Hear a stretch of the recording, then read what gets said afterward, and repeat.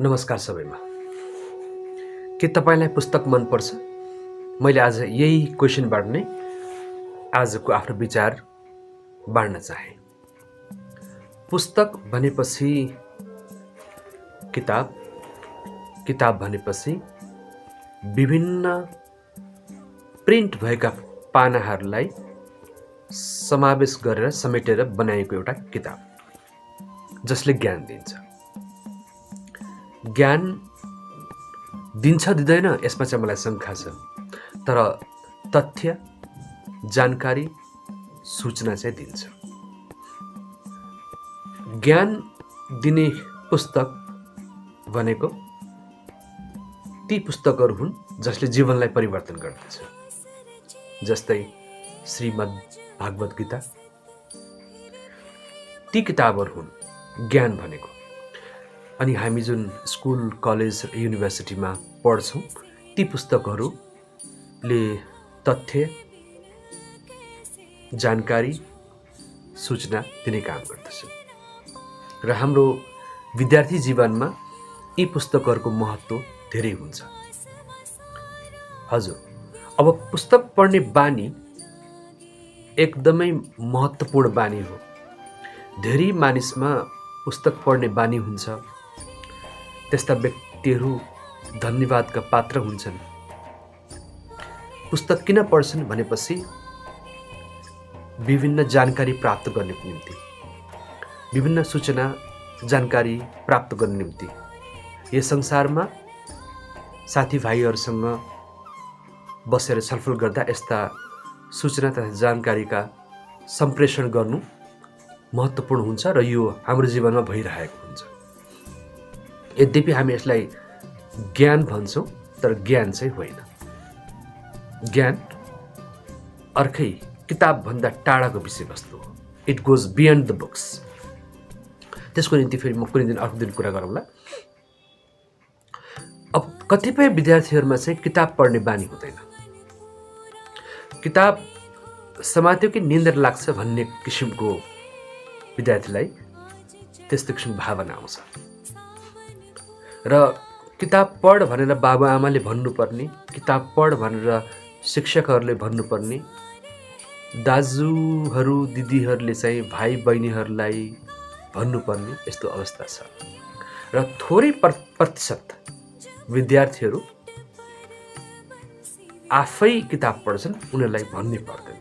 तर त्यस्तो व्यक्तिहरू धेरै कम हुन्छन्, किनभने उनीहरूमा पढ्नको और पढाइप्रति रहर हुन्छ, पढ्नुपर्छ भन्ने चेतनाको लहर हुन्छ।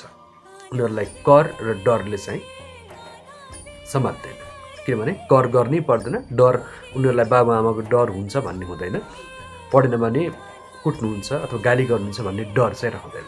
तसर्थ स्वयं पढ्छन्, किनभने उनीहरू पढ्नका लागि नै यस धरतीमा आएका हुन्। त्यस्ता व्यक्तिहरू संसारमा तपाईँ देख्नुहुन्छ।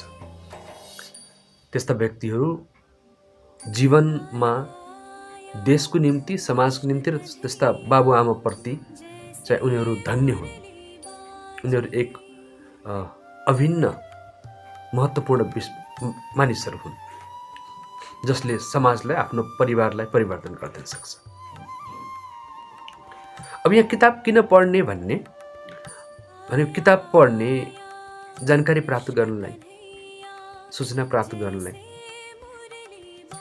अब त्यो सूचना प्राप्त गरेपछि किताब सम्बन्धी सोधिएका क्वेशनहरू, जुन प्रश्नहरू छन् प्रश्नपत्रमा, त्यो प्रश्नपत्रमा हामी लेख्न सक्छौँ र त्यसलाई शिक्षकहरूले चेक गरेर मार्क्स प्राप्त हुन्छ। मार्क्स प्राप्त गरिसकेपछि त्यसलाई अहिले आएर चाहिँ जिपिएमा परिवर्तन हुन्छ। पहिला पहिला प्रतिशतमा हुन्थ्यो, अहिले आएर जिपिएमा हुन्छ। यो यसको खेल हो, यो शैक्षिक खेल हो र यो संसारभर भइरहेको छ। अब कतिपय मानिसहरूलाई किताब नै पढ्न मन लाग्दैन, अथवा किताब पढ्न मन किन लाग्दैन भनेपछि उनीहरूले कक्षामा सिधा आफ्नो शिक्षकहरूको भाषण सुन्छन् र शिक्षकलाई पढाउँदा पढाउँदा त्यो विषयवस्तु कण्ठ भइसकेको हुन्छ र अगाडि आउने अनि चाहिँ प्रवचन गरिदिने र प्रवचन गरिसकेपछि त्यसैलाई नै सिकाइको रूपमा सोच्ने। यसरी चाहिँ पढाएको अहिलेको समयअनुसारले मेल खाँदैन। अहिलेको समय भनेको पाण्डव कौरवहरू गुरु द्रोणाचार्य कहाँ गएर बसेर प्रवचन सुनेर ज्ञान प्राप्त गरे जस्तो चाहिँ होइन। समयले निकै फड्को मारिसकेको छ र कतिपय विद्यार्थीलाई किताब कसरी पढ्नुपर्छ भन्ने बारेमा जानकारी नदिँदा पनि विद्यार्थीलाई चाहिँ किताबप्रति उदासीनता हुन्छ। मैले त पढाएकै छु, विद्यार्थीले पो पढ्दैन भन्ने किसिमको एकहोरो रटाइ हुन्छ शिष्यहरूको र त्यसमा पनि बाबुआमाले बच्चाले किताब पढेन भन्ने गुनासो हुन्छ। अनि विद्यार्थीलाई फेरि कस्तो हुन्छ भने मलाई केही प्रतिशतहरू मलाई आइहाल्छ, त्यही भएर कति पढ्नु भन्ने एक सङ्ख्या हुन्छ।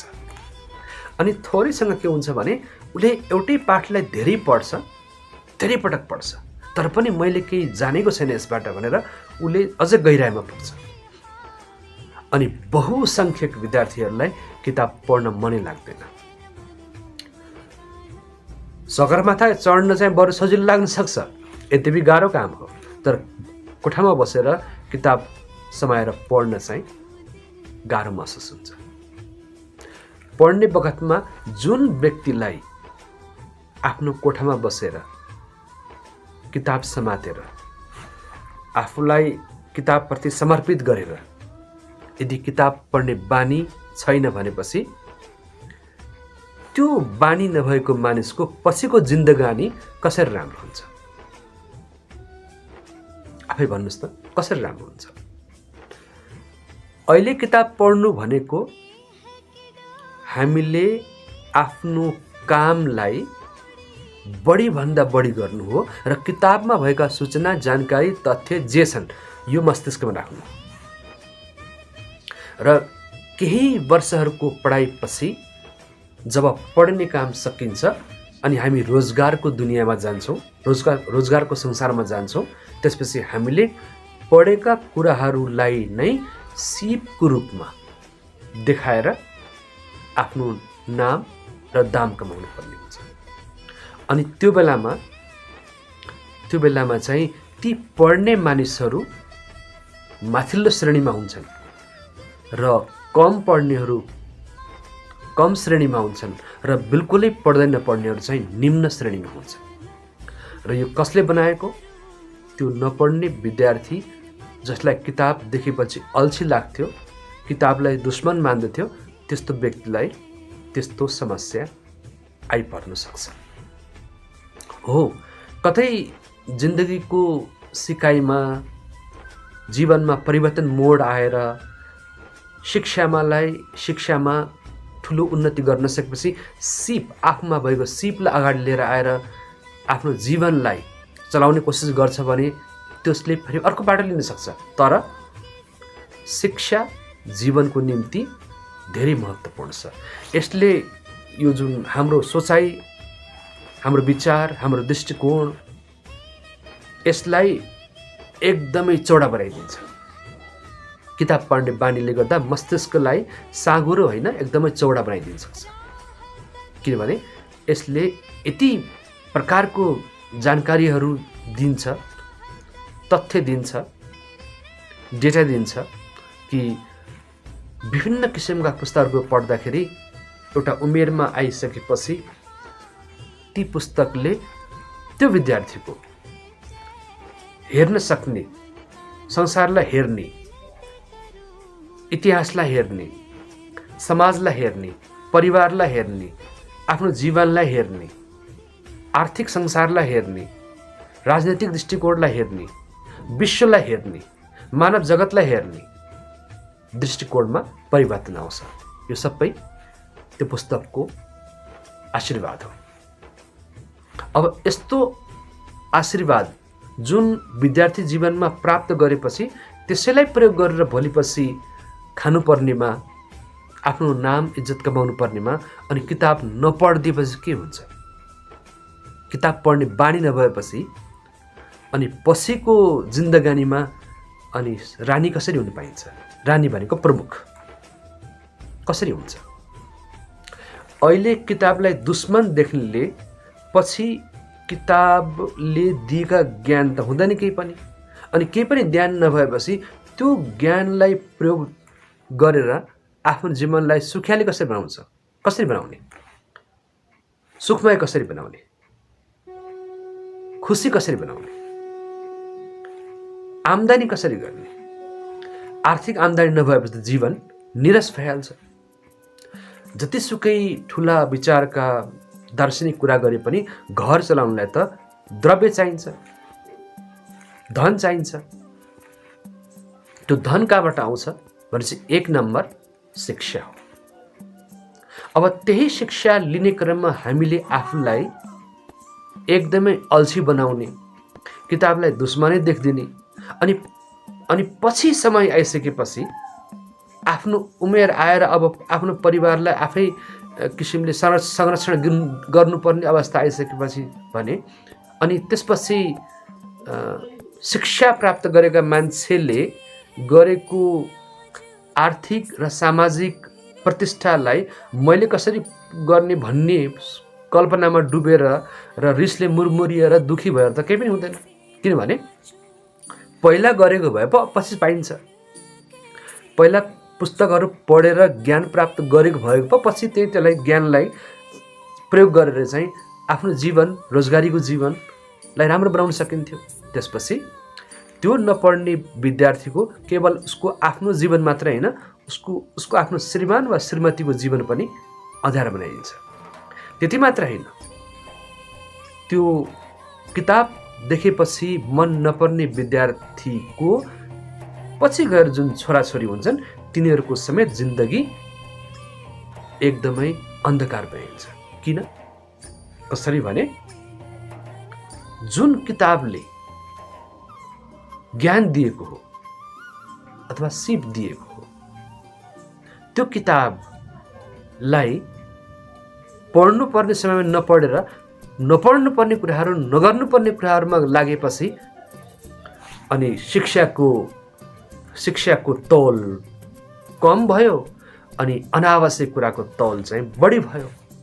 अब तौल कम भएको कुराले जुन जीवनमा चाहिने हो अनि तौल कम भएको कुराले चाहिँ भारी किसिमको परिणाम कसरी ल्याउन सक्दैन। त्यस कारणले विद्यार्थी भाइ बहिनीहरू, समय यही हो। विद्यार्थी जीवन सुनौलो जीवन हो। अब हेर्नुहोस्, अहिले हामी चाहेर पनि पढ्न सक्दैनौँ। कलेज या युनिभर्सिटीमा फेरि पढौँ त भन्दाखेरि पढ्न मन लागे पनि हामीलाई विभिन्न किसिमको बाध्यताले चाहिँ हामीलाई जकड दिन्छ, समय दिन्छ। तर तपाईँ त अहिले फ्री हुनुहुन्छ। तपाईँको बुवा आमा कमाउँदै हुनुहुन्छ, हजुरबाउ हजुरआमा कमाउँदै हुनुहुन्छ, घरका परिवारका सदस्यहरूले विभिन्न योगदान छ। त्यस कारणले यस्तो बेलामा पनि नपढे भने पछि आफ्नो पालामा तपाईँले आफ्नो जीवनलाई कसरी सुन्दर बनाउनुहुन्छ सोच्नु भएको छ कहिले? किनभने यो जीवन त एउटा साइकलको पाङ्ग्रा जस्तै हो।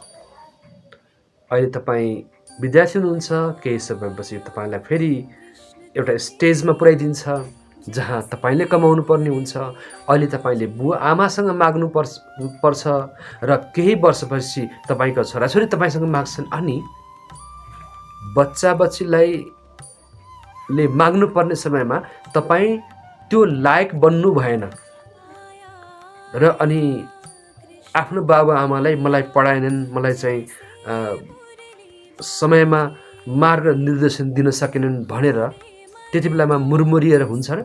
हुँदैन नि त। अहिले किताब पढ्नु भनेको त आफ्नो जीवनको समयलाई त्यो किताबसँग इन्भेस्ट गर्नु र अहिले इन्भेस्ट गरेपछि त्यसको फल त वर्षौँपछि आउँछ। हामीले खेतमा केही बाली लगायो भने केही महिना कुर्नुपर्छ, त्यसपछि बल्ल त्यसको परिणाम आउँछ। अनि हामीले किताबमा, शिक्षामा चाहिँ आफ्नो समय इन्भेस्ट गऱ्यौँ भने वर्षमा त हामी क्लास चढ्दै जान्छौँ माथि, तर वर्षौँपछि आफ्नो इन्भेस्ट तयार हुन्छ अनि फुल इन्ट्रेस्टको साथ आउँछ। तर त्यसमा अलिकति कम्युनिकेसन स्किल, लिडरसिप स्किल, केही अरू स्किल्सहरू, टेक्नोलोजीको स्किलहरू आवश्यक छ। तर एक नम्बर त शिक्षा नै हो। त्यस कारणले म फेरि यहाँहरूलाई निवेदन गर्दछु कि किताब पढ्नमा ज्यान समर्पण गरिदिनुहोस्। यो जीवन र त्यो किताब एउटै हो भन्ने सोच्नुहोस्। तपाईँले आफ्नो किताबहरूलाई अझ आफ्नो किताबहरूलाई यो किताबले नै मलाई बनाउने हो भोलि पर्सि मानिस। अहिले त म अर्ध मानिस छु या पशुको अवस्थामा छु। पशु किन भनेपछि केही ज्ञान छैन। किताबले त्यस्तो व्यक्तिलाई रिफाइन गर्दै गर्दै गर्दै मानव बनाउने हो। त त्यस्तो किसिमको ज्ञानको भण्डार भएको पुस्तकलाई यदि मन पराइदैन भनेपछि अनि त्यो किताबको त्यो विद्यार्थीलाई श्राप लाग्छ लाग्दैन।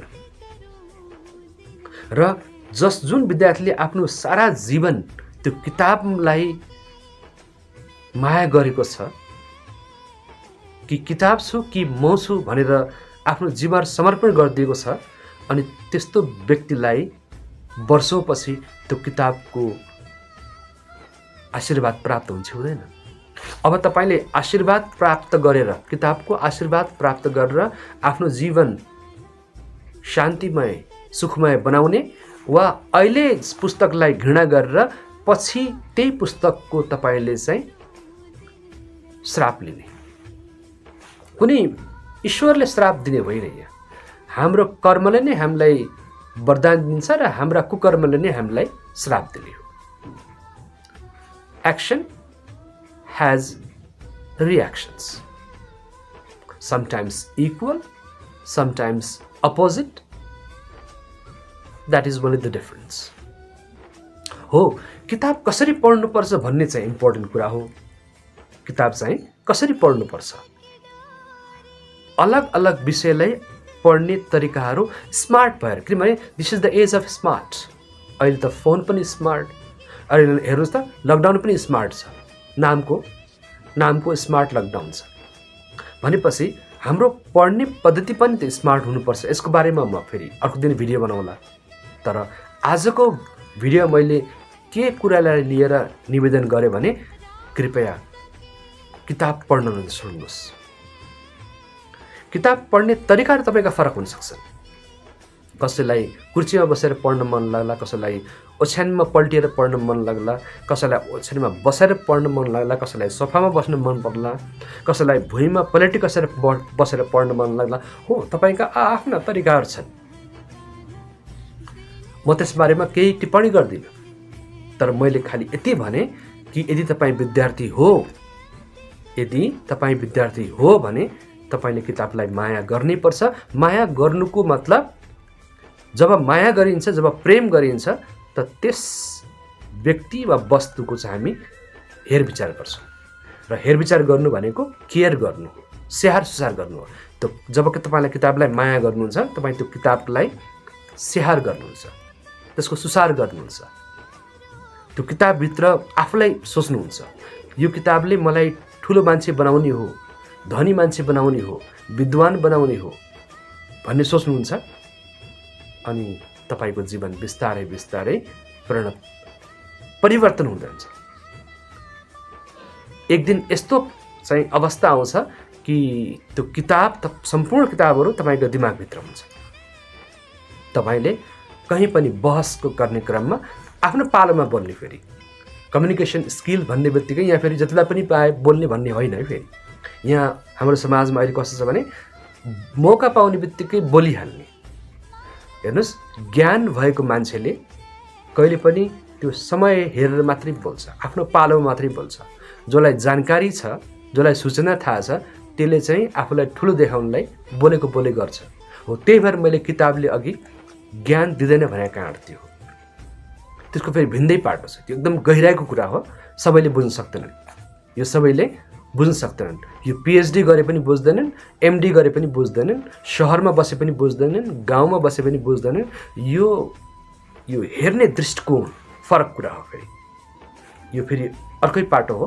यसको लागि फेरि कुनै दिन कुरा गरौँला। आज मेरो यहाँलाई समक्ष एउटै मात्र निवेदन फेरि मैले टक्र्याएँ, किनभने पढ्नुपर्छ।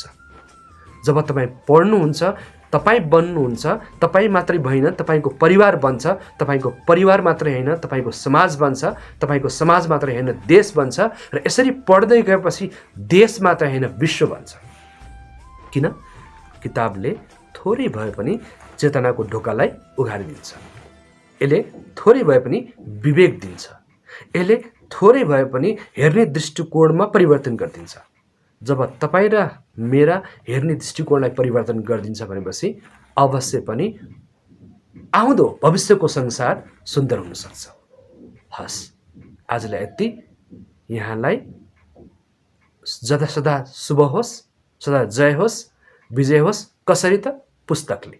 आफ्नो पुस्तकलाई माया गर्नुहोस्। जय पुस्तक। Thank you very much.